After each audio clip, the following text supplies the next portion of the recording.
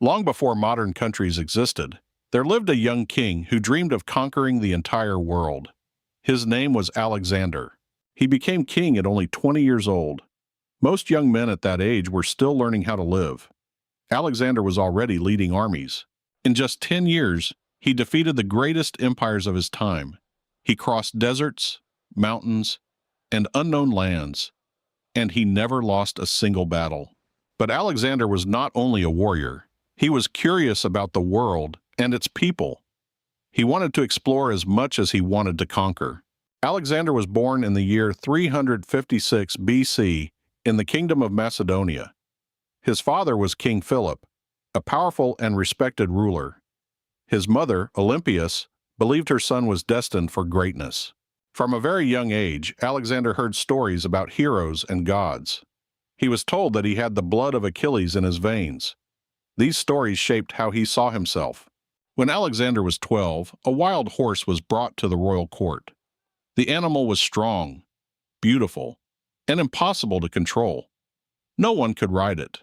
Alexander noticed something others had missed. The horse was not angry.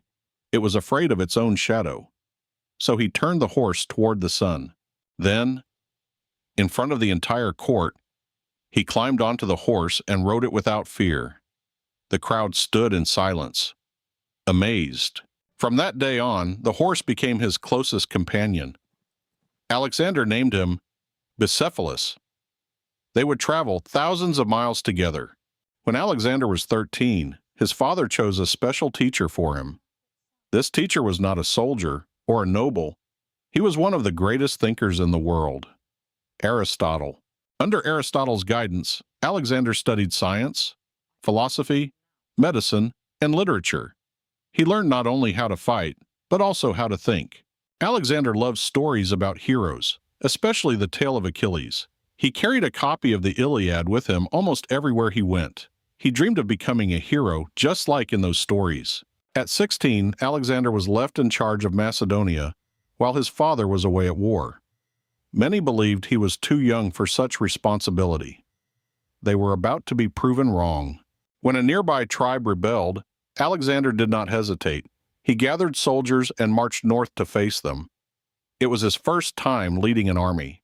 The battle was short but fierce. Alexander fought bravely at the front, just like a true king, and he won. When King Philip returned, he saw that his son was no longer a boy. Alexander had proven himself as a leader. From that moment, everyone in Macedonia began to respect him. 2 years later, Alexander fought beside his father in a great battle against the Greek city-states. He led the cavalry on one side of the battlefield. His charge helped break the enemy lines. This victory made Macedonia the strongest power in Greece. Alexander was now known not only as a prince, but as a warrior. But just as his future seemed secure, tragedy struck. During a royal celebration, King Philip was suddenly attacked. Within moments, the king was dead. Philip's death shocked the entire kingdom. Alexander was only 20 years old, yet suddenly the crown was his. Not everyone accepted the new king. Some nobles believed Alexander was too young to rule. Others saw a chance to take power for themselves. Alexander acted quickly. He removed his rivals and secured the throne before anyone could challenge him. It was a harsh but necessary decision. Soon after, news arrived that several Greek cities were planning to rebel. They believed Macedonia would collapse without Philip. They underestimated Alexander. Alexander marched south with his army. He moved faster than anyone expected. Before the rebels were ready, he was already at their gates. Most cities surrendered immediately. They remembered the strength of Philip's army. And now they saw that his son was just as dangerous. Only one city chose to resist: Thebes. Its people believed they could defeat the young king. It would be a terrible mistake. Alexander surrounded the city and prepared for a full assault. He offered them one last chance to surrender. They refused. The attack was brutal and fast. Macedonian soldiers broke through the walls and flooded into the streets. The city of Thebes was destroyed. Alexander spared only a few temples and the house of a famous poet. Everything else was burned or torn down. His message to Greece was clear: do not challenge him. After Thebes, No Greek city dared to rebel again. Alexander was now the unquestioned leader of Greece. He could finally turn his attention to a greater goal. For years, his father had planned to invade Persia. The Persian Empire was the richest and largest in the world. Now Alexander decided he would finish what Philip had started. In the spring of 334 BC, Alexander gathered his army at the edge of Europe.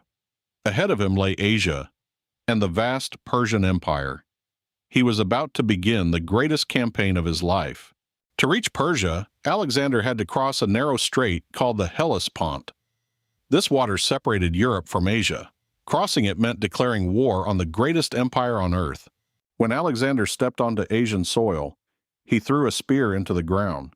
He declared that the land now belonged to him by right of conquest. His soldiers cheered. The Persian satraps quickly gathered their armies to stop him. They chose to block his path near a river called the Granicus. This would be Alexander's first major battle in Asia. Alexander's generals warned him that attacking across the river was too dangerous. The current was strong, and the enemy held the high ground. But Alexander refused to wait. Without hesitation, he rode his horse into the water. Seeing their king charge forward, his soldiers followed him. The battle began in chaos. The fighting was fierce and close. At one moment, a Persian noble struck Alexander on the head with a sword. His helmet saved his life. As Alexander struggled, one of his closest companions rushed to help him.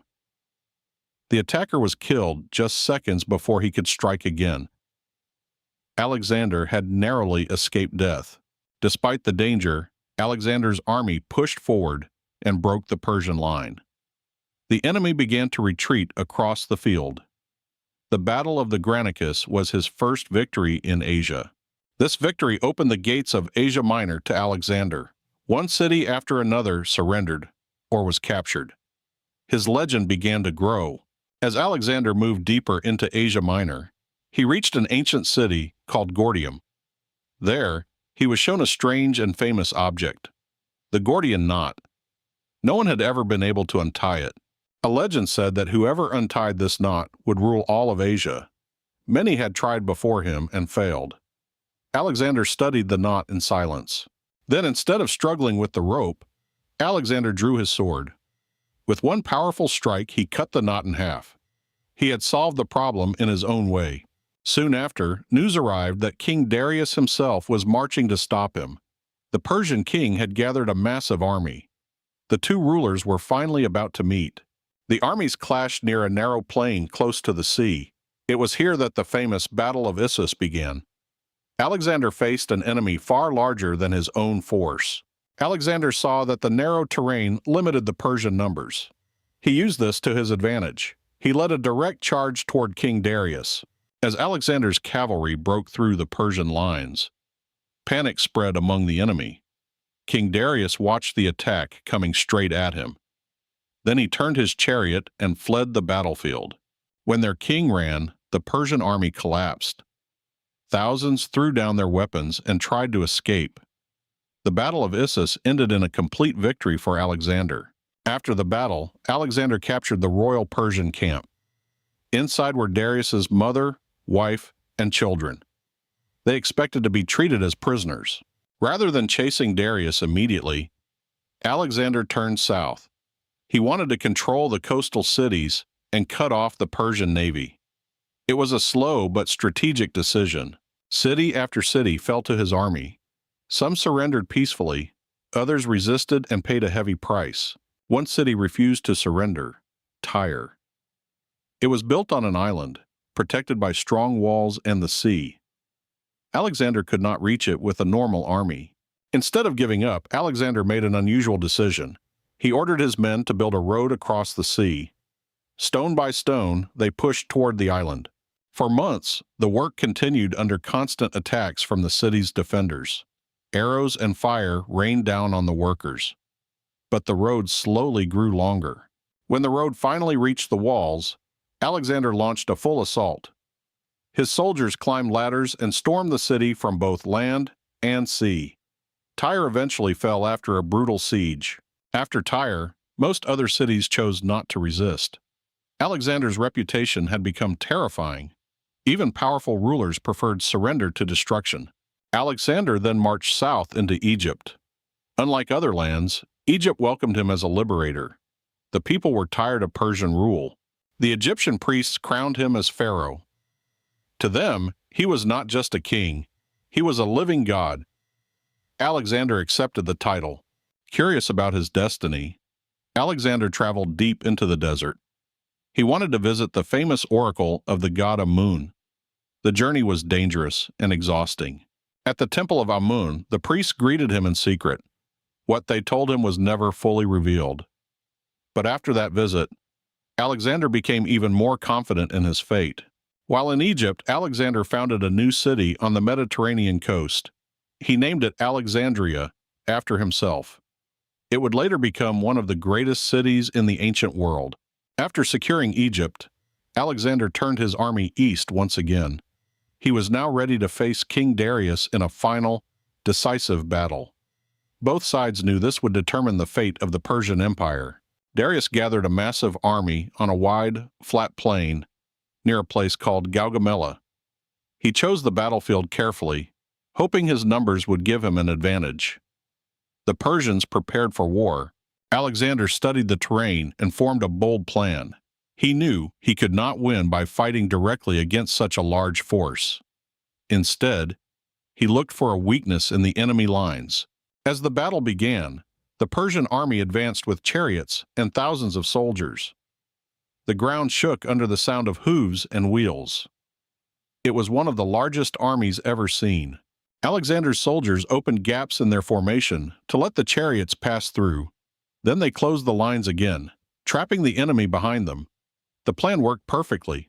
At the right moment, Alexander led his cavalry in a sharp wedge formation. They charged straight toward a weak point in the Persian line. The attack split the enemy army in two. Once again, Alexander rode directly toward King Darius. Seeing him approach, Darius lost his courage. For the second time, he fled the battlefield. Without their king, the Persian army collapsed. What had begun as a powerful force quickly turned into a fleeing crowd. The Battle of Gaugamela was over. This victory made Alexander the ruler of the Persian Empire. The road to the great cities of the east was now open. Nothing stood in his way. He marched into Babylon, one of the richest cities in the world. Its gates opened without a fight. The people welcomed their new king. In Babylon, Alexander was surrounded by unimaginable wealth. Gold, jewels, and treasures filled the palaces of the Persian kings. But he did not stay long. From Babylon, Alexander continued his march deeper into Persia. He wanted to reach Persepolis, the ceremonial heart of the Persian Empire. It was a symbol of everything he had conquered. When Alexander entered Persepolis, he was amazed by its beauty and wealth. The palaces were covered in gold and decorated with incredible carvings. It was one of the richest cities in the world. One night, after a celebration, Alexander made a decision he would later regret. He ordered parts of the great palace to be burned. Flames rose into the dark sky. Some said it was revenge for the Persian invasion of Greece many years before. Others believed it was simply a drunken mistake. Either way, Persepolis would never be the same again. Meanwhile, King Darius was still alive and on the run. Alexander refused to stop until he had captured his rival. He pushed his army east in pursuit. Before Alexander could reach him, Darius was betrayed by his own officers. They captured and later killed their king, hoping to gain Alexander's favor. Instead, Alexander was furious. Alexander ordered that Darius be buried with full royal honors. He saw himself not just as a conqueror, but as the rightful successor to the Persian throne. From that moment, he began to adopt Persian customs. He started wearing Persian clothes and using Persian court traditions. Some of his Macedonian soldiers were uncomfortable with these changes. They felt their king was becoming someone else. Tension grew inside his own army. The men who had followed him since the beginning began to question his decisions. Whispers of discontent spread through the camp. Despite the unrest, Alexander refused to stop. He believed his destiny was to reach the very edge of the world. So he led his army even further east into unknown lands. After years of endless marching and battles, Alexander's army reached India. There they faced new enemies, new climates, and even war elephants. It was unlike anything they had seen before. Alexander won the battle, but his soldiers were exhausted. They had been away from home for nearly 8 years. For the first time, they refused to march any further. Alexander was furious at first. He locked himself in his tent for days, refusing to speak to anyone. But eventually, he accepted their decision. The long journey home was even harder than the march east. The army crossed deserts where many soldiers died from heat and thirst. Victory had come at a terrible cost. At last, they returned to Babylon. Alexander began planning new expeditions and dreams of future conquests. But fate had other plans. Soon after, Alexander fell seriously ill. At first, no one believed the sickness would defeat such a powerful man. But his condition quickly worsened. One by one, his soldiers were allowed to enter the room and see their king for the last time. Many of them cried. They had followed him across the world. In the year 323 BC, at only 32 years old, Alexander the Great died. The man who had never lost a battle was finally defeated by illness. His empire stretched across 3 continents. After his death, his generals began to fight for control of the empire. Without Alexander, the vast kingdom quickly began to fall apart. The dream of a single united empire faded. Yet even today, more than 2,000 years later, people still remember his name. Alexander changed the world forever, and that is why history calls him Alexander the Great.